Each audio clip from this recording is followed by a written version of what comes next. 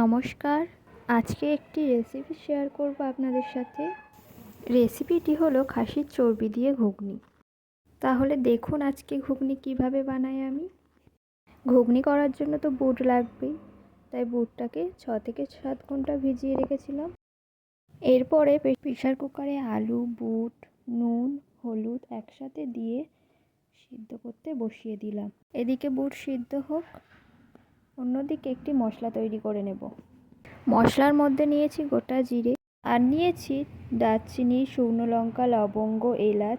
ভালো করে শুকনো কড়াইয়ে ভেজে নিয়ে গুঁড়ো করে নেব। এরপরে কড়াইতে কিছুটা পরিমাণ তেল দিয়ে নেব। তেল গরম হয়ে এলে দিয়ে দেব জিরে, শুকনো লঙ্কা, পেঁয়াজ, কাঁচা লঙ্কা। এগুলি দেওয়ার পর কিছুক্ষণ ভালোভাবে ভেজে নেব।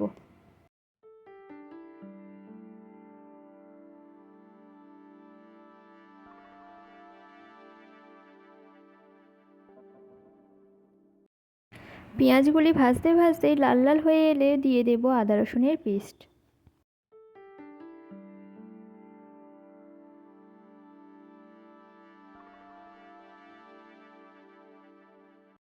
আদা রসুনটা ভালোভাবে কষিয়ে নেব।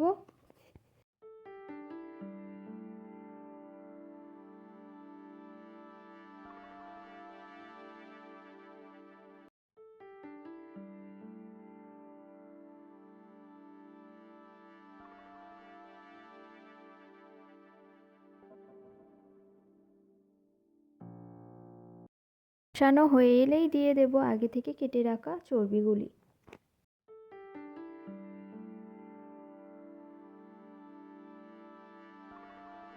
এবার চর্বিগুলিও ভালোভাবে কষে নিতে হবে।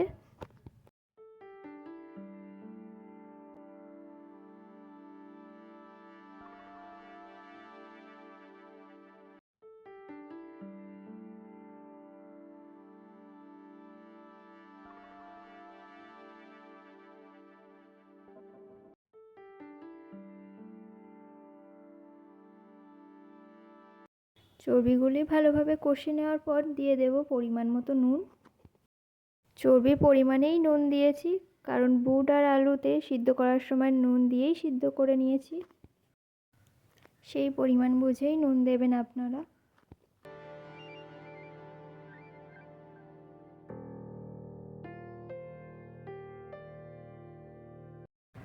নুন দিয়ে চর্বিগুলো কিছুক্ষণ কষিয়ে নিয়েছি।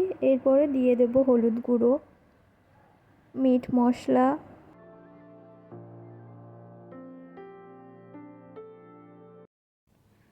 আর দিয়ে দেব যে গোটা মশলা ভেজে গুঁড়ো করে রেখেছিলাম সেই মশলাই কিছুটা পরিমাণে।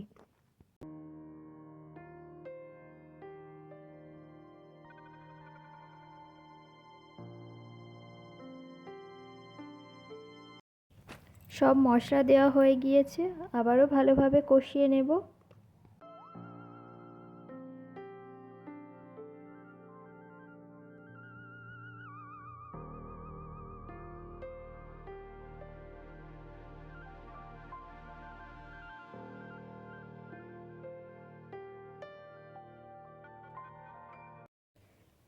তারপরে দিয়ে দিলাম কিছুটা কুচিয়ে রাখা টমেটো।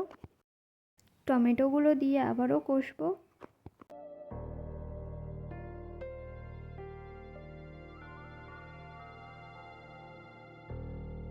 ভালোভাবে কষিয়ে নিতে হবে যতক্ষণ না তেল ছাড়ছে। কষতে কষতে যখন চর্বি থেকে তেল ছেড়ে আসবে তখনই দিয়ে দেব আগে থেকে সিদ্ধ করে রাখা আলু আর বুটগুলো।